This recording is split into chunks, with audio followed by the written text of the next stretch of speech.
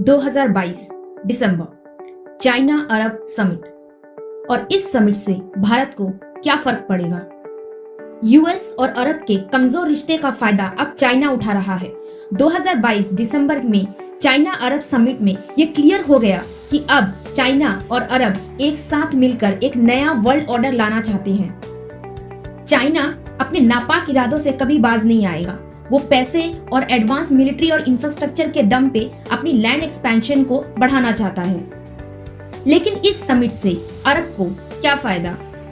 China Saudi Arabia का सबसे बड़ा ट्रेडिंग पार्टनर है। अकेले ही 2021 में इन्होंने 87 बिलियन डॉलर्स का बायलैटरल ट्रेड किया था। चाइना अपने क्रूड ऑयल का 18% सऊदी से इंपोर्ट करता है और चाइना क्रूड ऑयल के बदले अरब को मिलिट्री इक्विपमेंट्स बेचेगा और नए इंफ्रास्ट्रक्चर को बिल्ड करने में मदद करेगा। Outcome of China Arab summit. Outcome of China Arab summit. Energy security. USA का रशिया के ऊपर सैंक्शन लगाने के कारण पूरे वर्ल्ड में एक एनर्जी सिक्योरिटी का सिचुएशन पैदा हुआ है। ऐसे वक्त में चाइना को अपने इतने बड़ी इकोनॉमी को रन करने के लिए जो सबसे इंपॉर्टेंट चीज चाहिए वो है क्रूड ऑयल। और चाइना को सस्ते दामों में ये क्रूड ऑयल सऊदी के अलावा और कोई नहीं प्रोवाइड कर सकता। चाइना ऑयल के बदले सऊदी अरेबिया को मॉडर्न वेपन्स, फूड और मॉडर्न इंफ्रास्ट्रक्चर से लैस कर देगा। एक स्टेप फर्दर जाकर चाइना ने सऊदी को चाइनीज करेंसी युआन में ट्रेड करने की मांग रखी, जिसकी मंजूरी सऊदी ने दे दी है। ये चाइनीज करेंसी युआन को और ज्यादा मजबूत कर देगा। चाइनीज अरब समिट में कौन से मेजर डील्स साइन हुए? चाइनीज कंपनी सऊदी के एनर्जी कंपनी के ACWA के साथ मिलकर सऊदी अरेबिया के लिए एक रिन्यूएबल एनर्जी प्रोजेक्ट को डेवलप करेगा। चाइनीज कंपनीज जैसे हुआई और ऑटो एक्स ने 34 इन्वेस्टमेंट एग्रीमेंट्स में साइन किया है। ये deal green technology, cloud services, information technology और फ्यूचरिस्टिक सेक्टर्स को कवर अप करता है।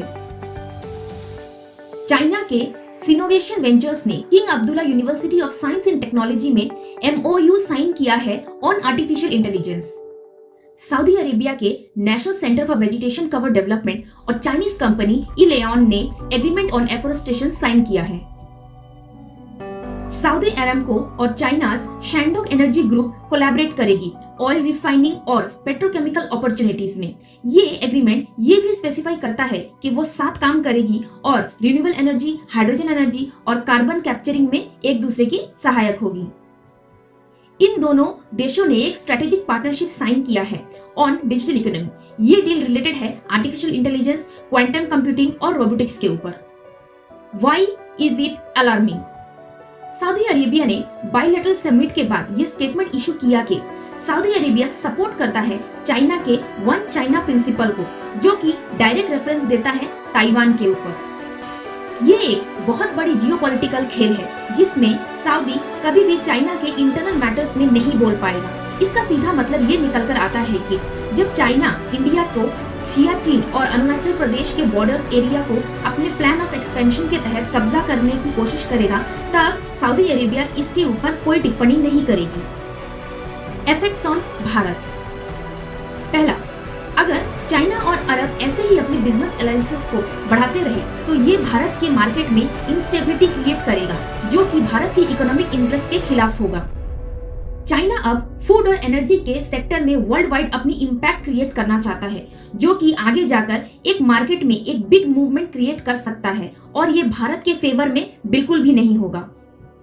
चाइना कंटिन्यूअसली हमारे बॉर्डर्स पर रोड्स, टनल्स और ब्रिजेस बिल्ड कर रहा है, जो कि एक अलार्मिंग सिचुएशन है।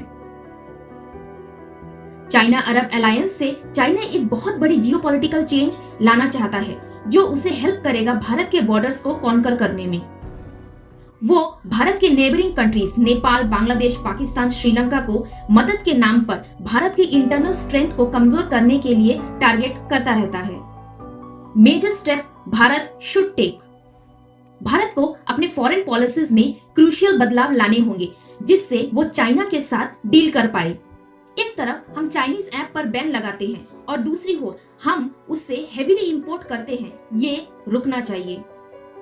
इवन भूटान फ्रंट में भारत को और ज्यादा प्रोएक्टिव होना पड़ेगा ताकि वो उस रीजन के लोगों को और ज्यादा प्रोटेक्शन दे पाए। भारत को भी चाइना की तरह अपने और एलाइज को स्ट्रॉन्ग करना पड़ेगा ताकि वक्त आने पर वो देश भारत के साथ खड़े रहें। रिन्यूएबल एनर्जी के सेक्टर में भारत अच्छा कर रहा है। इस प्रोसेस को और ज्यादा एक्सीलरेट करने की जरूरत है ताकि हमारी डिपेंडेंसी ऑन क्रूड ऑयल पूरी तरीके से समाप्त हो सके। Food is the new weapon. जिसके पास खाना है, पावर हमेशा उसी के हाथों में होता है और ये जियोपॉलिटिकल लेवल पर भी काम करता है। भारत के पास multi acres of barren land है जिसको मॉडर्न टेक्नोलॉजी से फार्मिंग के लिए तैयार किया जा सकता है। इससे हमारी dependency of importing of food एक वक्त के बाद ऑलमोस्ट नेग्लिजिबल हो जाएगा। इवन हम और रेट पर इंपोर्ट भी बढ़ा पाएंगे। 3 basic amenities, food, power, weapon. जिस दिन ये तीनों एमिनिटीज भारत के पास सेल्फ सफिशिएंट हो जाएगा, उस दिन भारत को आगे बढ़ने से कोई नहीं रोक सकता। आपको अगर मेरा ये वीडियो पसंद आया हो तो लाइक, शेयर और सब्सक्राइब करना ना भूलें। बेल नोटिफिकेशन जरूर दबा दीजिए ताकि आपको हमारा अगला वीडियो का नोटिफिकेशन मिलता रहे। और तब तक कीप लर्निंग।